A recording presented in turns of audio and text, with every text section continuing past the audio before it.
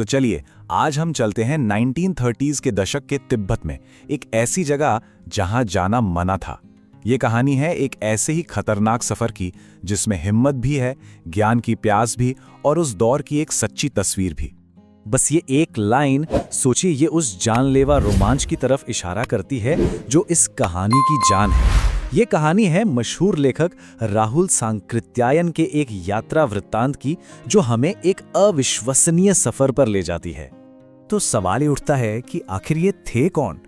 ऐसा क्या था इनमें कि इन्होंने इतना बड़ा जोखिम उठाया? चलिए जानते हैं इनके बारे में। देखिए, राहुल सांकृत्यायन कोई आम ट्रैवलर नहीं थे। उन्हें महापंडित कहा जाता था, मतलब ग्रेट स्कॉलर, और ये उपाधि उन्हें उनके जबरदस्त ज्ञान के लिए मिली थी। अब जरा इनकी काबिलियत पर नजर डालिए।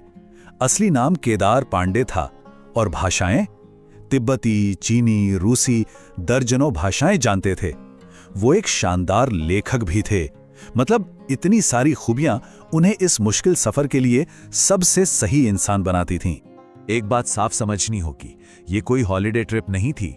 उस वक्त भारतीयों का तिब्बत जाना मना था, तो ये एक सीक्रेट मिशन था। इसीलिए उन्हें भेष बदलना पड़ा, एक गरीब भिखारी का, ताकि कोई उन्हें पहचान ना पाए और वो खतरों से भी बचे रहें। तो अब सफर शुरू होता है। देखते हैं कि तिब्बत पहुंचकर उनका पहला अनुभव कैसा रहा और वहां का समाज यहां से कितना अलग था। तिब्बत पहुंचते ही उन्हें एक बहुत बड़ा फर्क महसूस हुआ।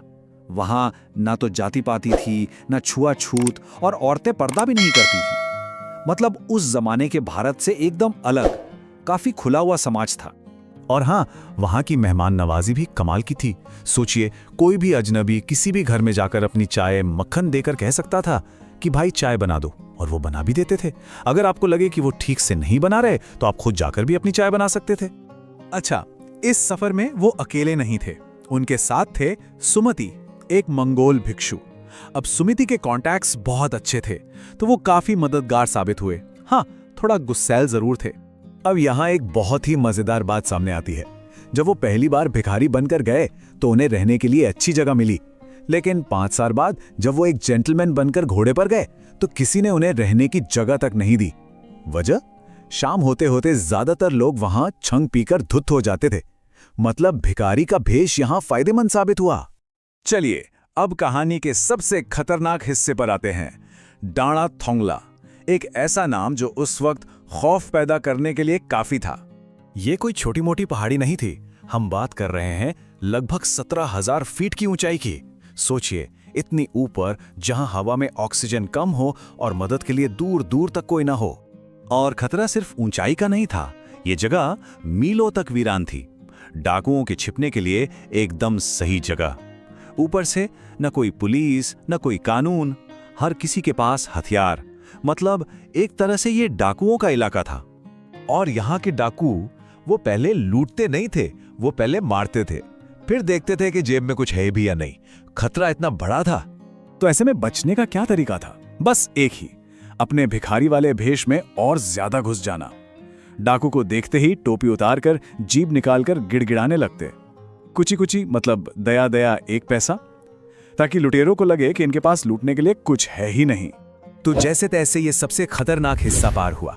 अब कहानी में एक मजेदार मोड़ आता है, जहां लेखक और उनके दोस्त सुमति की दोस्ती का टेस्ट होता है। हुआ ये कि उतरते वक्त लेखक का घोड़ा बहुत धीरे चल रहा था, एकदम सुस्त। नतीजा ये हुआ कि वो बाकियों से बहुत पीछे छूट गए और गलत रास्ते पर मुड़ गए। अब जब वो बेचारे देर सवेर सही जगह पहुंचे तो देखा कि सुमति का तो गुस्से से बुरा हाल है।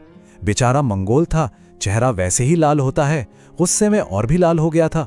वो चिल्लाया, मैंने 2 टोकरी कंडे जला दिए, 3-3 बार चाय गरम की तुम्हारी इंतजार में। लेकिन सुमति का गुस्सा जितनी जल्दी चढ़ता था उतनी ही जल्दी उतर भी जाता था।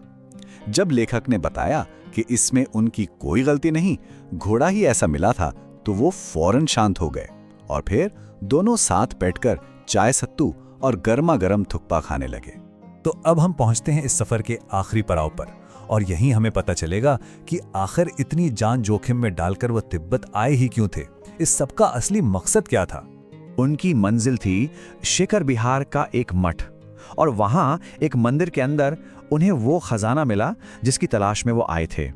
ये खजाना था कंजूर, यानी भगवान बुद्ध के वचनों का अनुवाद। और ये कोई एक दो किताबें नहीं थीं, पूरी 103 हाथ से लिखी हुई पोथियां थीं। हर एक पोथी का वजन 15-15 सेर का रहा होगा।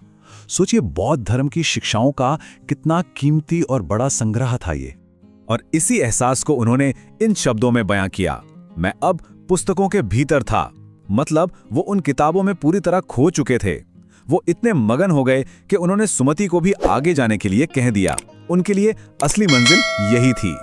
ये अविश्वसनीय यात्रा हमें सोचने पे मजबूर करती है कि आखिर वो कौन सा ज्ञान है, कौन सी लगन है जिसके लिए एक इंसान अपनी जान दांव पर लगा सकता है, भेष बदलकर दुनिया के सबसे खतरनाक रास्तों से गुजरकर अपने मंजिल तक पहुंच सकता है।